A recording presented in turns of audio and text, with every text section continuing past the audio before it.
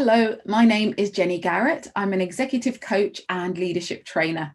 My company supports women and ethnically diverse leaders to progress at work, as well as supporting majority group leaders in making inclusion happen. I also have a social enterprise that supports teenagers to increase aspirations and confidence. Happy International Women's Day. The theme this year is Choose to Challenge, which I think is really crucial. It's very important that we choose to challenge, to bring to light inequality that exists in society today, to help others become more aware of their biases. And also, if we don't challenge, nothing will change. But how do we do it?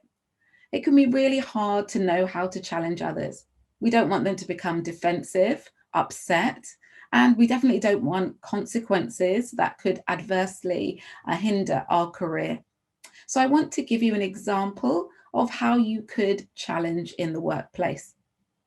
The first example is if someone expects you to be the one to type the notes in a meeting, even if you're the most senior person in the room, something you could say is, I know you didn't realize this, but when you always ask me to write the notes, it's undermining because that's not my role.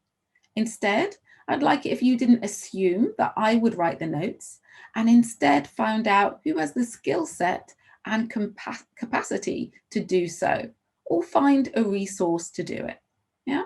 So what we do is we tell them what they're doing that's not quite right. We tell them how we feel about it. And we also offer a solution of what they could do in the future. I'll share one more example with you. So an example that I found many people come across is that they're excluded because of their gender. So someone saying something to you like, I thought that you wouldn't want to go for that opportunity because you have children, which is a big assumption that sometimes is made in the workplace. To challenge, you could ask them to elaborate on their thinking. So you could say something like, could you say a bit more about what you mean by that? How have you come to think that? Okay, so what you're doing in this situation is you're going in with curiosity.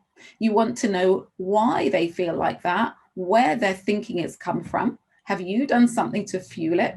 Or is it just an assumption that they're making? When you go in with this curious stance, they hopefully won't be defensive, but also it forces them to justify their thinking. Often they can't and they have to backtrack. And even if it doesn't change the current situation, hopefully it will hinder them from thinking like that in the future. So these are ways to respectfully and firmly challenge.